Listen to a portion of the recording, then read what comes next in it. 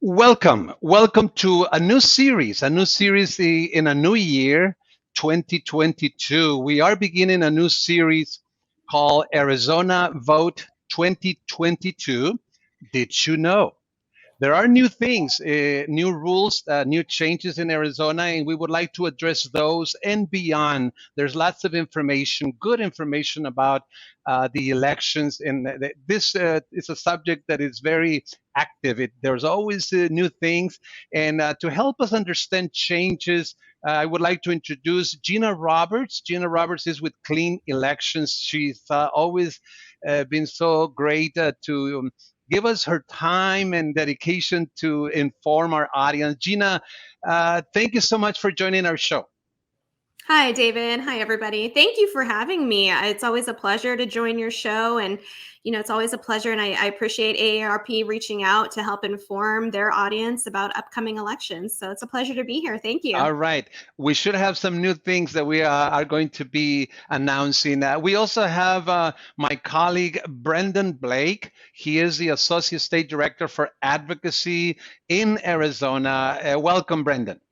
Thanks, David. It's always a pleasure, and hopefully we can just give some useful information to everybody today. We would like to talk about an introduction, which is basically what I'm doing, and then we're going to go through voting changes in Arizona. This is very important, voting changes. So let's start with that, and I'm going to ask Gina. Gina, help us understand. There's been some changes and a lot of noise, I might add, and we really want to be clear about what's going on with this active early voting list. Take it away for us.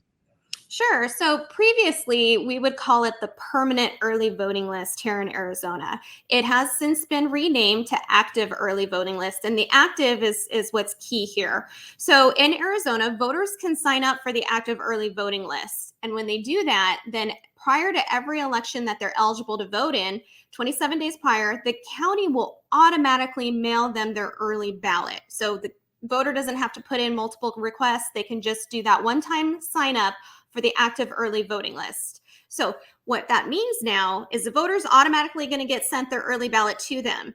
What's important, though, is that in order to remain on the active early voting list, the voter has to vote at least one of those early ballots over a course of 4 elections in order to remain on the active early voting list. So basically, you're going to stay on that list as long as you're continuing to vote your early ballot. You'll remain on the active early voting list. And as long as you vote at least one ballot over the course of 4 elections, then you're good. You'll still stay on that list. The county will continue to automatically mail it to you. Now, what happens if you don't do that? Let's say that your county sends you a ballot for the 2022 primary, the 2022 general. You don't vote either of those.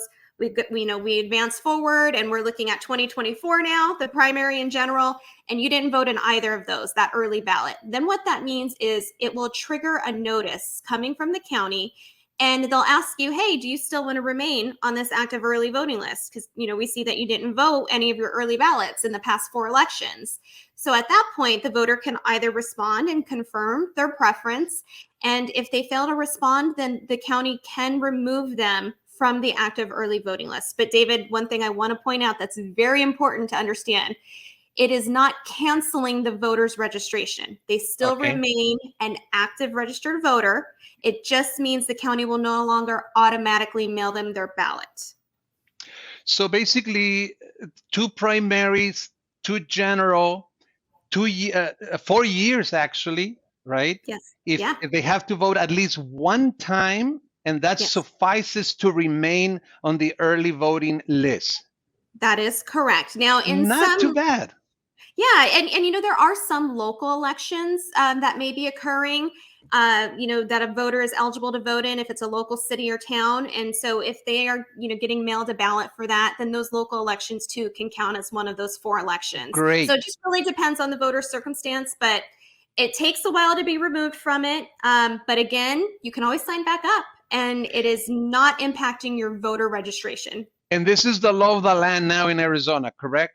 That is correct. That is the current law. And just to reiterate, it doesn't automatically remove you. They'll send you a notice, and then if you don't reply, then it becomes it goes into effect.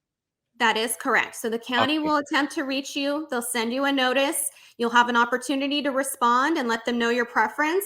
If they don't hear back from you, and again, if you didn't vote at least one of those 4 early ballots, then they will remove you from the active early voting list. I want to thank you both. I want to thank you both very much for helping us develop this topic.